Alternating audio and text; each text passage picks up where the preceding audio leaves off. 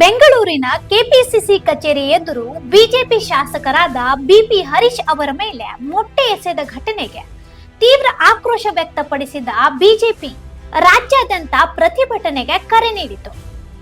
ಅದರಂತೆ ಬೆಳಗಾವಿಯಲ್ಲೂ ಬಿಜೆಪಿ ಮುಖಂಡರು ಹಾಗೂ ಕಾರ್ಯಕರ್ತರು ಪ್ರತಿಭಟನೆ ನಡೆಸಿ ಕಾಂಗ್ರೆಸ್ ಸರ್ಕಾರದ ವಿರುದ್ಧ ಘೋಷಣೆಗಳನ್ನು ಕೂಗಿದ್ರು.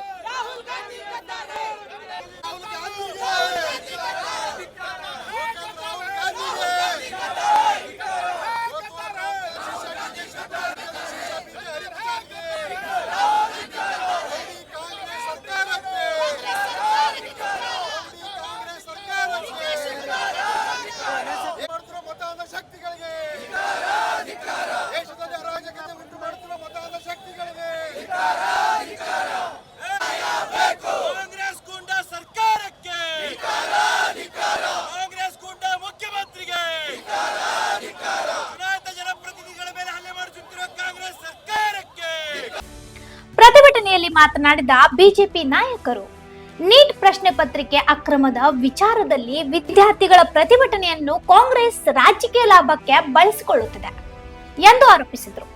ಕೇಂದ್ರ ಸರ್ಕಾರವನ್ನು ಗುರಿಯಾಗಿಸಿ ರಾಜಕೀಯ ಷಡ್ಯಂತ್ರ ನಡೆಸಲಾಗುತ್ತಿದೆ ಎಂಬ ಆರೋಪವನ್ನು ಅವರು ಮಾಡಿದರು.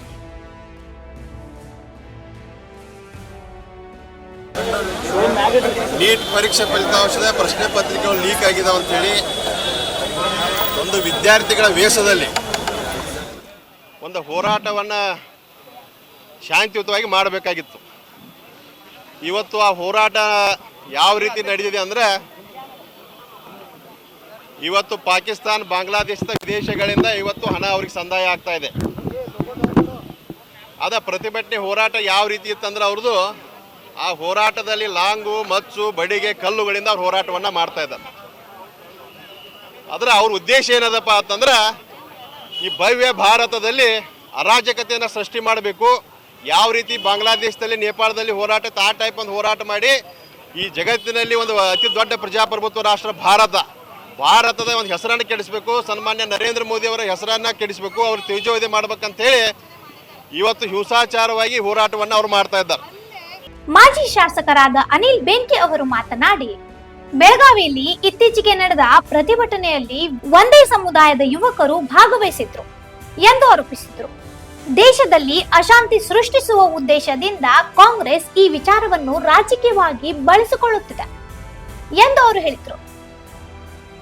ಈ ಹಿಂದೆ ದೇಶದ ವಿವಿಧ ರಾಜ್ಯಗಳಲ್ಲಿ ಪ್ರಶ್ನೆ ಪತ್ರಿಕೆ ಸೋರಿಕೆ ಪ್ರಕರಣಗಳು ನಡೆದಿದ್ರು.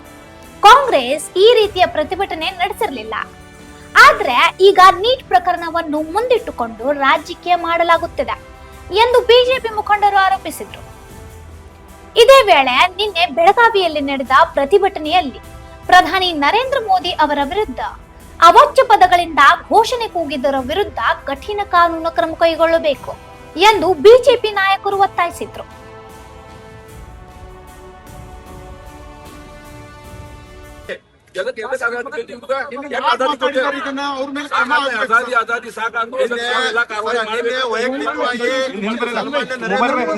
ಅವಹೇಳನಕಾರಿಯಾಗಿ ಘೋಷಣೆ ಕೊಟ್ಟಿದ್ದಾರೆ ಸರ್. ವೈಯಕ್ತಿಕವಾಗಿ ಅಂತವ್ರ ಮ್ಯಾಗ ಸರ್. ನೀವು ವಿಡಿಯೋ ಕ್ಲಿಪ್ ತೆಗೀರಿ ಸರ್. ಅದ್ರೊಳಗ ಪೊಲೀಸ್ ಅಧಿಕಾರಿಗಳಿಗೆ ನಿನ್ನೆ ದಿನ ಕಾಂಗ್ರೆಸ್ಸಿನ ನಾಯಕರು ಮಾಡಿರ್ತಕ್ಕಂಥ ಪ್ರತಿಭಟನೆಯಲ್ಲಿ ಮೋದಿ ಅವರಿಗೆ ಮಾಡಿರ್ತಕ್ಕಂಥ ಯಾರು ಹೇಳಿಕೆಗಳನ್ನ ಮಾಡಿದ್ದಾರೆ ಅವ್ರನ್ನ ದಯವಿಟ್ಟು ವಿಡಿಯೋ ಕ್ಲಿಪ್ಪಿಂಗ್ ಮುಖಾಂತರ ಅವ್ರನ್ನ ಗುರುತಿಸಬೇಕು, ಅವ್ರನ್ನ ಅರೆಸ್ಟ್ ಮಾಡ್ಬೇಕಂತಕ್ಕಂಥ ಒತ್ತಾಯವನ್ನ ನಾವು ಮಾಡ್ತಾ ಇದ್ದೀವಿ. ಮತ್ತೆ ಹೋರಾಟವನ್ನ ನೆಪವನ್ನ ಇಟ್ಕೊಂಡ ಭಾರತ ದೇಶದೊಳಗೆ ಅರಾಜಕತೆ ಉಂಟು ಮಾಡ್ಬೇಕಂದ್ರೆ ಕೆಲವೊಂದು ಶಕ್ತಿಗಳು ದೇಶದಿಂದ ಹಣ ಪಡ್ಕೊಂಡ್ರಿಂದ ಭಾಗವಹಿಸ್ತಾರೆ. ಅಂತವ್ರನ್ನು ಕೂಡ ತಾವು ಗಮನಿಸ್ತಾರೆ.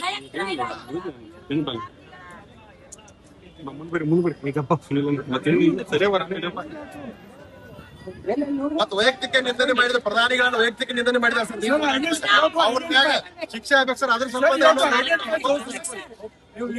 ಮುಖ್ಯಮಂತ್ರಿಗಳಿಗೆ ನಾವು ಹೇಳಿಕೆಯನ್ನು ಮಾಡ್ಲಿಕ್ಕೆ ಬಯಸ್ತಾ ಇದ್ದೀವಿ. ಈ ತರದ ಹೋರಾಟಗಳಿಗೆ ಕುಮ್ಮಕ್ಕನ್ನ ಕೊಡುವುದರ ಮೂಲಕ ಕರ್ನಾಟಕದಲ್ಲಿ ಸಹಿತ ಅಶಾಂತಿಯನ್ನು ಮಾಡ್ತಕ್ಕಂಥ ಕೆಲಸವನ್ನ ಕಾಂಗ್ರೆಸ್ ನಾಯಕರು ಮಾಡಬಾರ್ದು. ಕೂಡಲೇ ಪಾರ್ಲಿಮೆಂಟ್ ನಡೆಸಲಿಕ್ಕೆ ಅವಕಾಶವನ್ನು ಮಾಡಿಕೊಡಬೇಕು. ನೀಟ್ ಅಕ್ರಮಗಳ ಬಗ್ಗೆ ಪಾರ್ಲಿಮೆಂಟ್ ನಲ್ಲಿ ಚರ್ಚೆ ಆಗ್ಲಿ ಅಂತಕ್ಕಂಥ ಮಾತನ್ನು ಹೇಳಿಕೆ ನಾವು ಬಯಸ್ತಾ ಇದ್ದೀವಿ. ನಮ್ಮ ಬಿಜೆಪಿ ಶಾಸಕರ ಮೇಲೆ ಆಗಿರ್ತಕ್ಕಂಥ ಏನು ಅವರು ಅನ್ಯಾಯವನ್ನು ಮಾಡಿದ್ದಾರೆ ಅದ್ರ ಮೇಲೆ ಮಾಡಿರ್ತಕ್ಕಂಥ ಗುಂಡಾಗಳ ಮೇಲೆ ಕ್ರಮ ವಹಿಸಬೇಕಂತಕ್ಕಂಥ ಒತ್ತಾಯವನ್ನು ಮಾಡ್ತಾ ಇದ್ದೀವಿ.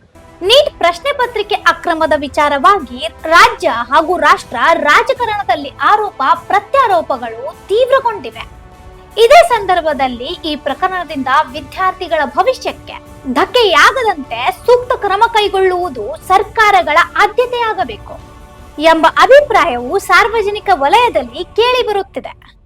ಇಂಥ ಇನ್ನೂ ಅಪ್ಡೇಟ್ಗಳಿಗಾಗಿ ಫಾಲೋ ಮಾಡಿ ವಾಯ್ಸ್ ಆಫ್ ವೆನುಗ್ರಾಮ್ಗೆ.